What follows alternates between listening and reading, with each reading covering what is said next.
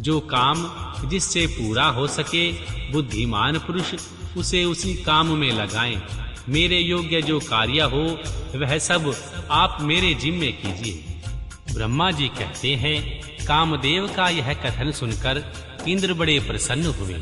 वे कामनियों को सुख देने वाले काम को प्रणाम करके इस प्रकार बोले। इंद्र ने कहा, तात मनोभाव, मैंने आपके मन में जिस कार्य को पूर्ण करने का उद्देश्य रखा है उसे सिद्ध करने में केवल तुम ही समर्थ हो। दूसरे किसी से उस कार्य का होना संभव नहीं है। मित्रवर, मनोभाव, काम जिसके लिए आज तुम्हारे सहयोग की अपेक्षा हुई है उसे ठीक ठाक बता रहा हूँ, ध्यान पूर्वक सुनो। तारक नाम से प्रसिद्ध जो महान दैत्य है वह श्री ब्रह्मा जी का अद्भुत वर पाकर अजेय हो गया है और सभी को दुख दे रहा है। वह सारे संसार को पीड़ा दे रहा है। उसके द्वारा बारंबार धर्म का नाश हुआ है। उससे सब देवता और समस्त ऋषि दुखी हुए हैं। संपूर्ण देवताओं ने पहले उसके साथ अपनी पूरी शक्ति लगाकर युद्ध किया था, परंतु उसके ऊपर सबके अस्त्र शस्त्र निष्फल हो गए। जल के स्वामी वरुण का पाश टूट गया। श्री हरि का सुदर्शन चक्र भी वहां सफल नहीं हुआ। श्री विष्णु ने उसके कंठ पर चक्र चलाया, किंतु वह वहां कुंठित हो गया। श्री ब्रह्मा जी ने महायोगीश्वर भगवान शंभु के बीज से उत्पन्न हुए बालक के हाथ से इस दुरात्मा दैत्य की मृत्यु बताई है। यह कार्य तुम्हें अच्छी तरह और प्रयत्न पूर्वक करना है। मित्रवर, उसके हो जाने से हम सब देवताओं को बड़ा सुख मिलेगा। भगवान शंभु गिरिराज हिमालय पर उत्तम तपस्या में लगे हैं। वे हमारे भी प्रभु हैं, कामना के वश में नहीं हैं, स्वतंत्र परमेश्वर हैं। मैंने सुना है कि गिरिजानंदिनी देवी पार्वती पिता की आज्ञा पाकर अपनी 2 सखियों के साथ उनके समीप रहकर उनकी सेवा में तत्पर रहती है। उनका यह प्रयत्न श्री महादेव जी को पति रूप में प्राप्त करने के लिए ही है, परंतु भगवान शिव अपने मन को संयम नियम से वश में रखते हैं। मार, जिस तरह भी हो उनकी पार्वती में अत्यंत रुचि हो जाए, तुम्हें वैसा ही प्रयत्न करना चाहिए। यही कार्य करके तुम कृतार्थ हो जाओगे और हमारा सारा दुख नष्ट हो जाएगा।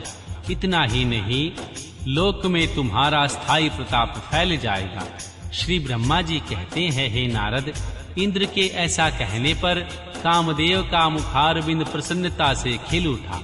उसने देवराज से प्रसन्नता पूर्वक कहा, मैं इस कार्य को करूंगा, इसमें संशय नहीं है। ऐसा कहकर भगवान शिव की माया से मोहित हुए कामदेव ने उस कार्य के लिए स्वीकृति दे दी और शीघ्र ही उनका भार ले लिया।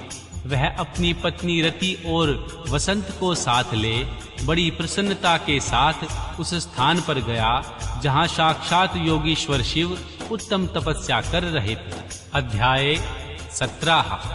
रुद्र की नेत्रा अग्नि से काम का भस्म होना, रति का विलाप, देवताओं की प्रार्थना से भगवान शिव का काम को द्वापर में प्रद्युम्न रूप से नूतन शरीर की प्राप्ति के लिए वर देना और रति का शांबर नगर में जाना।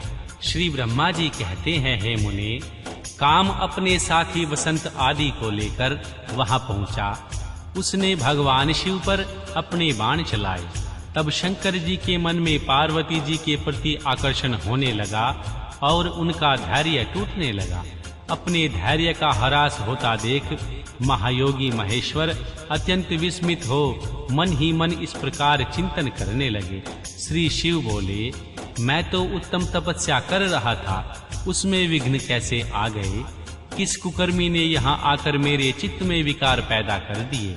इस तरह विचार करके सत्य पुरुषों के आश्रयदाता महायोगी परमेश्वर शिव शंका युक्त हो संपूर्ण दिशाओं की ओर देखने लगे। इसी समय वाम भाग में बाण खींचते हुए खड़े काम पर उनकी दृष्टि पड़ी। वह मूढ़चित्त मदन अपनी शक्ति के घमंड में आकर पुनः अपना बाण छोड़ना ही चाहता था।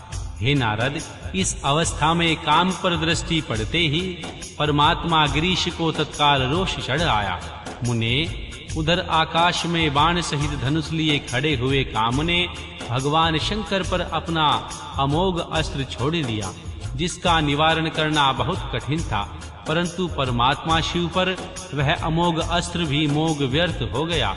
कुपित हुए परमेश्वर के पास जाते ही शांत हो गया। भगवान शिव पर अपने अस्त्र के व्यर्थ हो जाने पर मनमत्त काम को बड़ा भय हुआ। भगवान मृत्युंजय को सामने देखकर वह कांप उठा। इंद्र आदि सब देवताओं का स्मरण करने लगा। मुनि श्रेष्ठ अपना प्रयास निष्फल हो जाने पर वह काम भय से व्याकुल हो उठा। मुनीश्वर कामदेव के स्मरण करने पर वे इंद्र आदि सब देवता वहां आ पहुँचे और शंभु को प्रणाम करके उनकी स्तुति करने लगे। देवता स्तुति कर ही रहे थे, कुपित हुए भगवान हर के ललाट के मध्य भाग में स्थित तृतीय नेत्र ने बड़ी भारी आग तत्काल प्रकट होकर निकली। उनकी ज्वालाएं ऊपर की ओर उठ रही थी। वह आग धू-धू करके जलाने लगी। उसकी प्रभा प्रलयकारी अग्नि के समान जान पड़ती थी। वह आग तुरंत ही आकाश में उछली और पृथ्वी पर गिर पड़ी। फिर अपने चारों ओर चक्कर काटती हुई धराशायिनी हो गई। साधो, भगवान क्षमा कीजिए, क्षमा कीजिए। यह बात जब तक देवताओं के मुख से निकलती तब तक ही उस आग ने कामदेव को जलाकर भस्म कर दिया। उस वीर कामदेव के मारे जाने पर देवताओं को बड़ा दुख हुआ। वे व्याकुल हो, हाय यह क्या हुआ, ऐसा कहकर जोर जोर से चित्कार करते हुए रोने बिलखने लगे। उस समय विकृत चित्त हुए पार्वती का सारा शरीर सफेद पड़ गया। काटो तो खून नहीं। वे साथियों को साथ ले अपने भवन की ओर चली गई।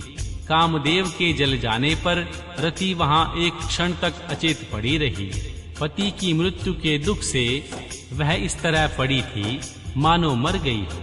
थोड़ी देर में जब होश आया तब अत्यंत व्याकुल हो रति उस समय तरह तरह की बातें कहकर विलाप करने लगी। रति बोली, हाय मैं क्या करूं, कहां जाऊं? देवताओं ने यह क्या किया, मेरे उद्दंड स्वामी को बुलाकर नष्ट करा दिया।